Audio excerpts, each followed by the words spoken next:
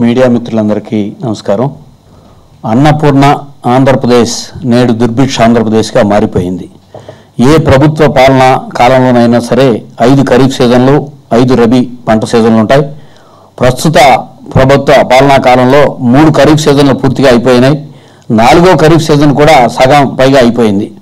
So ఇప్పుడు పరిస్థితి తీసుకుంటే ఈ 3.5 పంటల కాలంలో ఆంధ్రప్రదేశ్లో ఒక శనిగ్రహం వ్యవసాయ రంగం మీద పట్టినట్టుగా ఉన్నది. కంటిన్యూగా 3 సంవత్సరాల నుంచి కూడా ఈ సంవత్సరం 4వ సంవత్సరం కూడా అదే పరిస్థితి.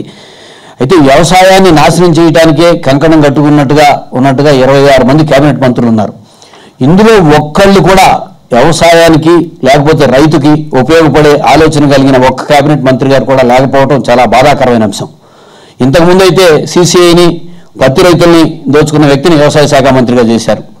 ఇప్పుడేమో కేవలం రోజువారీగా జగన్మోహన్ రెడ్డి గారిని తిట్టడమే కార్యక్రమంగా పెట్టుకున్న మనిషిని జగన్మోహన్ రెడ్డి గారిని నేనైతే బాగా తిడతాడని చెప్పి ఆయన తీసుకొచ్చి వ్యవసాయ శాఖ మంత్రిగా చేశారు ముఖ్యమంత్రి గారు.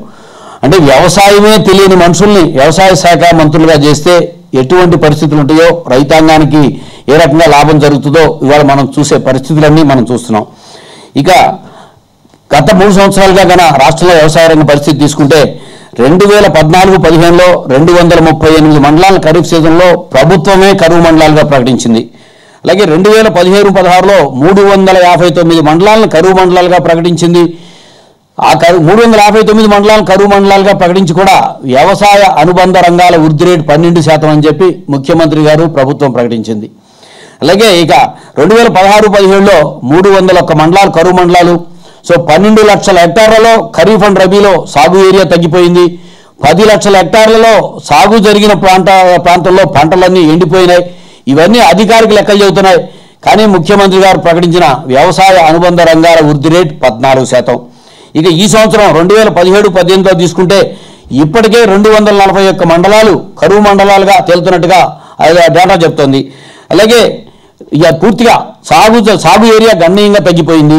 ఇది గత సంవత్సరంతో పోలిస్తేనే. మరలా సాగు జరిగిన ప్రాంతంలో పొలాలన్నీ ఎండిపోతున్నాయి.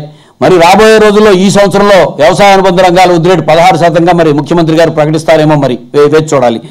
ఇక రాయలసీమ అత్యంత పూర్తిగా దుర్భిక్ష ప్రాంతంగా మారిపోయింది.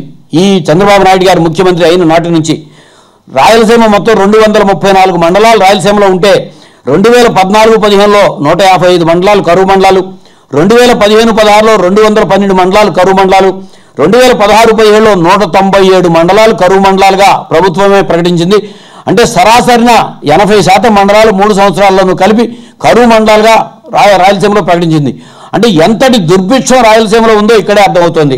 మరలా ఈ సంవత్సరం ఇప్పటి వరకు 152 మండలాలు కరువులో ఉన్నాయి రాయలసీమ ప్రాంతంలో. ఇక ఒక్కసారి వాళ్ళ నేను చెప్తుంది, ఇది అధికారిక డేటా నేను ఇస్తుంది.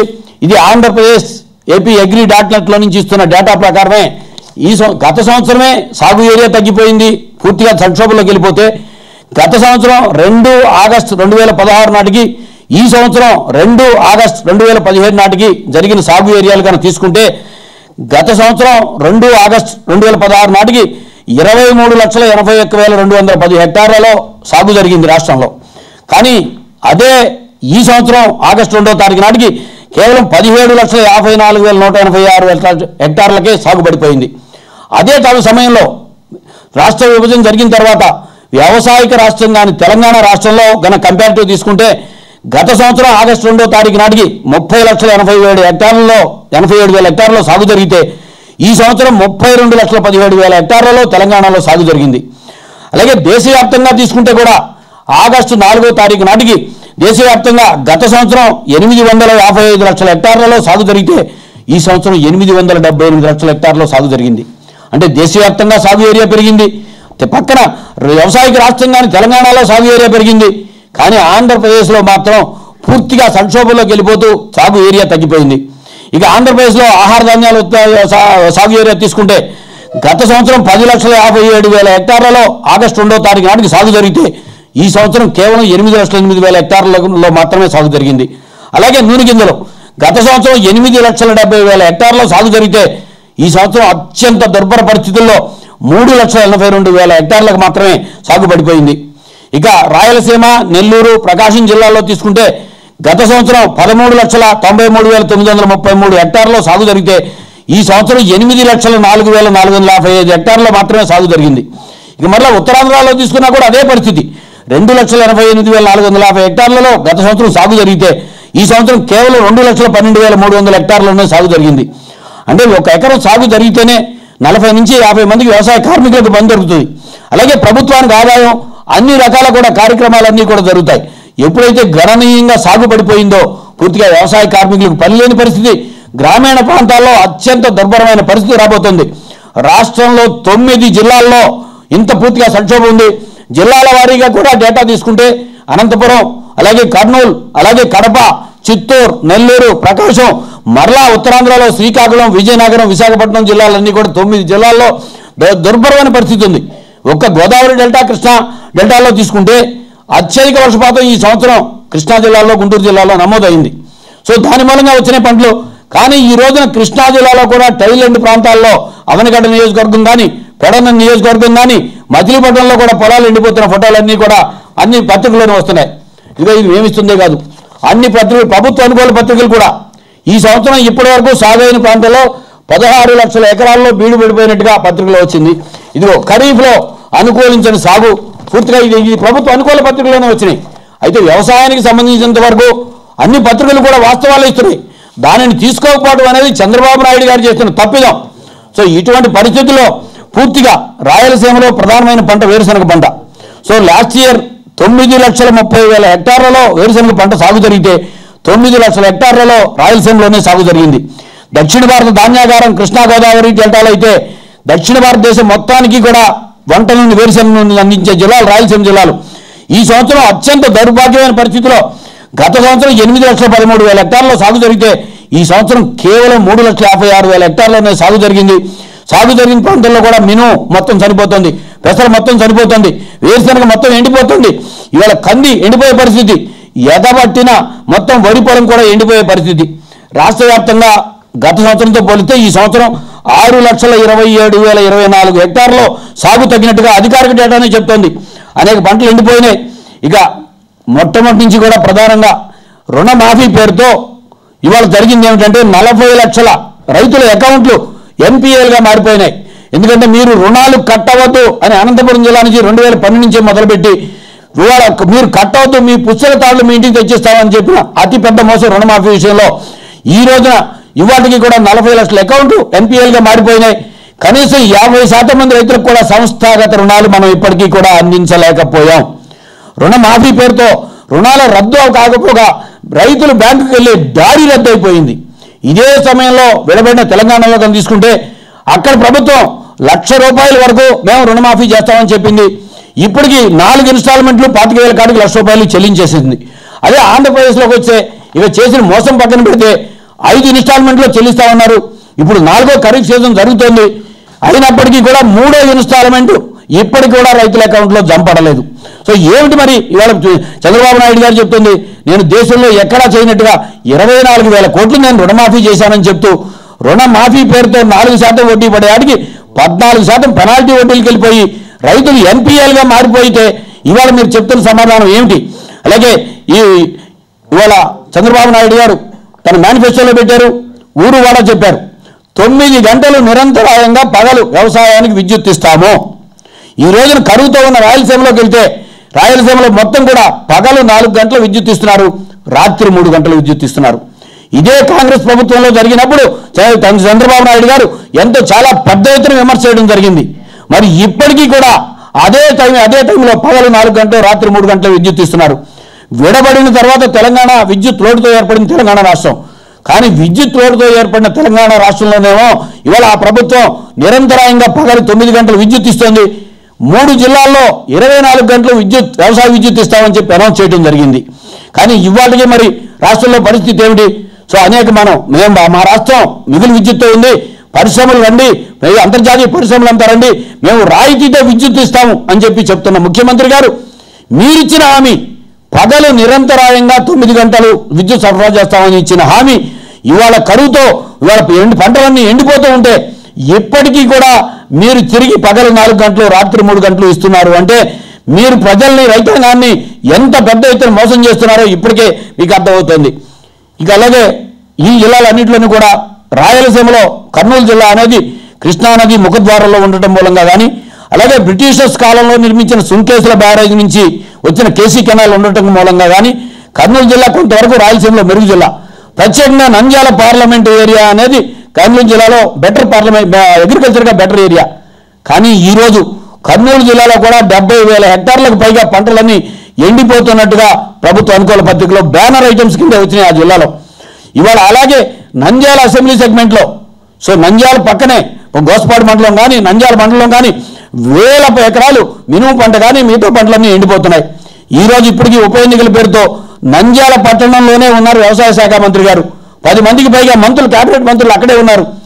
కనీసం ఈ రోజుకి పక్కనే 5 కిలోమీటర్లో ఉన్న వ్యవసాయ ఎండిపోయిన పొలాలను సందర్శించే కార్యక్రమం ఒక్క పూటైన కార్యక్రమాన్ని తీసుకున్నారా వ్యవసాయ శాఖ మంత్రి గారు? అలాగే కేబినెట్ మంత్రులు, ముఖ్యమంత్రి గారు ఇదేనా మీరు ఇస్తున్న ఇన్స్ట్రక్షన్? వ్యవసాయంలో మేము గణనీయంగా బ్రహ్మాండంగా ఉన్నామని చెప్తూ ఇంత నష్టపోతుంటే రైతాంగం పక్కనే ఉన్న వ్యవసాయ శాఖ మంత్రి గారిని కనీసం వెళ్ళి ఆ దెబ్బతిన్న పొలాలు సందర్శించమని కూడా చెప్పలా. అలాగే ఇవాటికి కూడా పంట నష్టపోయిన పొలాలను ఎన్యూమరేషన్ చేయాలి. వ్యవసాయ శాఖ ఎవరు ఎన్యూమరేషన్ చేయడానికి కనీసం అక్కడ ఫీల్డ్ మీదకి వెళ్ళిన పరిస్థితి లేదు. వ్యవసాయ శాఖని ఉన్నతాధికారులు ఎవరు కూడా ఫీల్డ్ మీదకి వెళ్ళలేదు. వాళ్ళని కనీసం వెళ్ళమని చెప్పిన దాఖలాలు కూడా ప్రభుత్వం చెప్పిన పరిస్థితి లేదు. ఇక ముఖ్యమంత్రి గారు అనేక చోట్ల రెయిన్ గన్లతో మేము కరువును జయించాం అని చాలా ఎక్కువ సార్లుగా చెప్పడం జరుగుతుంది. మరి ఇవాళ ఎన్ని లక్షల ఎకరాలలో పంటలు ఎండిపోతూ ఉంటే మరి మీ కరువును జయించిన రెయిన్ గన్లన్నీ ఏమైపోయినాయి ముఖ్యమంత్రి గారు? ఎక్కడ పెట్టారు అవన్నీ? మీరేమన్నా భూగర్భంలో దాచిపెట్టారా వాటినన్నింటినీ? ఇవాళ మరి అదే రెయిన్ గన్లు వాడి ఈ ప్రాంతంలోని ఈ కరువుని నుంచి జయించే కార్యక్రమాన్ని ఎందుకని తీసుకోలేదు? సో అలాగే ముఖ్యమంత్రి గారు ఈ సీజన్ మొదట్లో చెప్పారు, ప్రకృతిని ఒడిసిపెట్టుకున్నాం, ఋతుపవనాలను ఒడిసిపట్టుకున్నాం. మరి మీరు ఒడిసిపెట్టుకున్న ఋతుపవనాలన్నీ ఏమైపోయినాయి? మీకు ఇష్టమైన సింగపూర్ ఏమైనా పంపించారా ఈ ఋతుపవనాలని? ఇవాళ రాయలసీమ, నెల్లూరు, ప్రకాశం, ఉత్తరాంధ్ర జిల్లాలు 9 జిల్లాల్లో ఇవాళ వర్షపాతం లేక -20% కురవాల్సిన వర్షపాతానికి 20% డెఫిసిట్లో ఉండి పంటలన్నీ ఎండిపోతుంటే ఇవాళకి మరి ఏమైపోయినాయి మీరు ఒడిసిపెట్టుకున్న ఋతుపవనాలు? అలాగే మీరు పూర్తిగా గత 3 సంవత్సరాల్లో రాష్ట్రంలో కరువు మండలాలు ప్రకటిస్తూ కూడా అక్కడ ఏమైనా ఉద్యోగస్తులకి ఏమైనా కరువు వచ్చి ఏమైనా చెల్లించారేమో మాకైతే తెలియదు. కానీ ఒక్క రైతుకైనా సరే కరువు సహాయం ఏమన్నా ఆ ప్రాంతంలో కరువు మండలాల ప్రాంతంలో అందించారా? సో ఇంతవరకు ₹1 అందించిన దాఖలాలు లేవు. గత 3 సంవత్సరాల నుంచి ప్రకటిస్తున్న ఇన్పుట్ సబ్సిడీలు ఇప్పటికీ కూడా ఇంకా ఇన్పుట్ సబ్సిడీలు బకాయిలు రైతులకు ఉండిపోయినాయి. 5,000 కోట్లతో దళ స్థిరీకరణ నిధి పెడతానన్నారు. గత సంవత్సరం కంప్లీట్గా మిర్చి రైతులు, కర్నూలు జిల్లాలో ఉల్లి రైతులు, అన్ని పంటల రైతాంగం కూడా పూర్తిగా సంక్షోభంలోకి వెళ్తే ₹1 మీరు ఆ రోజున మీరు దళ స్థిరీకరణ నిధికి ఇచ్చిన పరిస్థితి లేదు. ఇవాళ మరలా తిరిగి ఇప్పుడు మీరు ఇవాళ చూస్తుంటే అంత సంక్షోభంలోకి వెళ్ళిపోయిన తర్వాత మిర్చికి ఇవాళ ఎగుమతులకు వెళ్ళి ఇవాళ ధర ఇవాళ కేజాకి కానీ 2-3 రకాలకు మళ్ళీ క్వింటాలకు 11,000 12,000 వెళ్ళింది. మరి ఈ ఎగుమతులు ఆ రోజున ఎందుకు వెళ్ళలేదు? ఆ రోజున ఇచ్చే ఆలోచన ఎందుకు చేయలేదు ముఖ్యమంత్రి గారు? కనీసం వ్యవసాయం మీద ఏమాత్రం కూడా ఆలోచన లేకుండా, వ్యవసాయ రంగం మీద ఏమాత్రం కూడా దృష్టి లేని మంత్రులు వ్యవసాయ శాఖ మంత్రులుగా పెడుతూ పూర్తిగా దేశవ్యాప్తంగానే ఆంధ్రప్రదేశ్లోని వ్యవసాయ రంగం పూర్తిగా సంక్షోభంలోకి వెళ్ళిపోతుంటే, రైతాంగం పూర్తిగా దుర్భిక్షంలోకి వెళ్ళిపోతుంటే ఇవాళ రాయలసీమలో నుంచి ముఖ్యమంత్రి గారు ప్రాతినిధ్యం వహిస్తున్న కుప్పం నియోజకవర్గం నుంచి, చిత్తూరు జిల్లా నుంచి, అనంతపురం నుంచి, డెవలప్డ్ కర్నూలు జిల్లా నుంచి కూడా అనేక మంది వ్యవసాయ కార్మికులు, చిన్నకారు రైతులు పక్క రాష్ట్రాలకి పొట్ట చేత పట్టుకుని దినసరి కార్మికులుగా వలసపోతుంటే వీటిని అరికట్టే కార్యక్రమం ఏమన్నా చేపట్టారా ముఖ్యమంత్రి గారు? ఒక్కటే ముఖ్యమంత్రి గారిని ప్రధాన విషయం గుర్తు చేస్తున్నాను.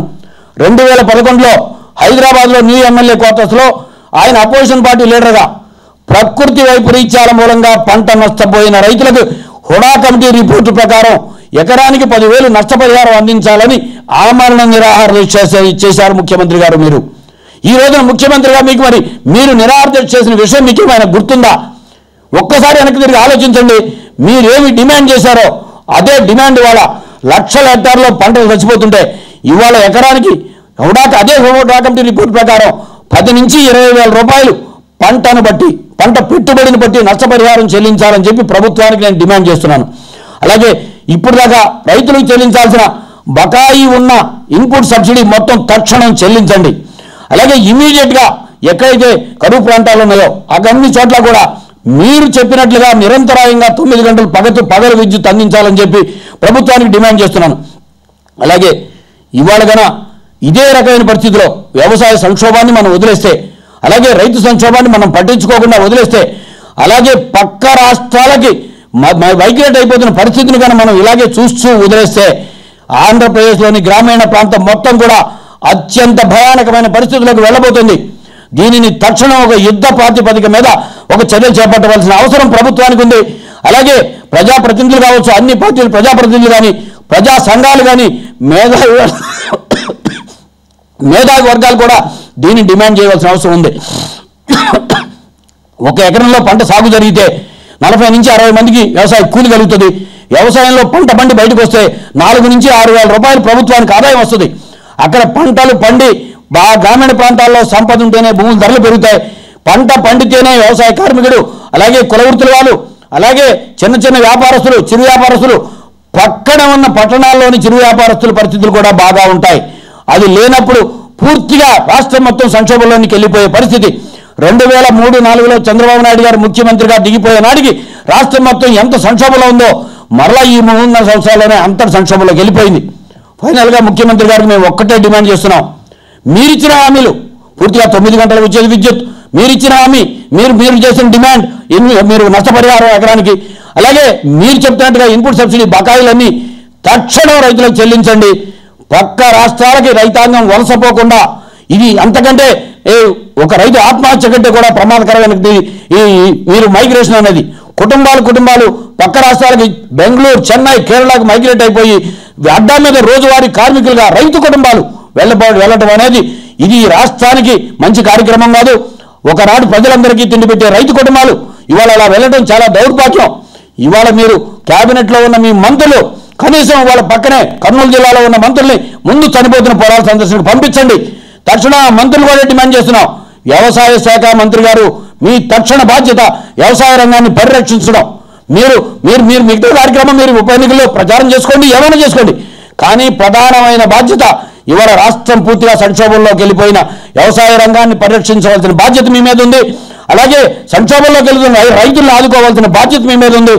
తక్షణంగా ఆ కార్యక్రమాన్ని చేపట్టకపోతే భవిష్యత్తులో దీని పరిణామాలు చాలా తీవ్రంగా ఉంటాయి. అటువంటి పరిస్థితులకు రాకముందే మీరు తక్షణం మేల్కొని రైతులకు ఉపయోగపడే కార్యక్రమాలు తీసుకోవాల్సిందిగా మీడియా ద్వారాగా ప్రభుత్వానికి విజ్ఞప్తి చేస్తున్నాను.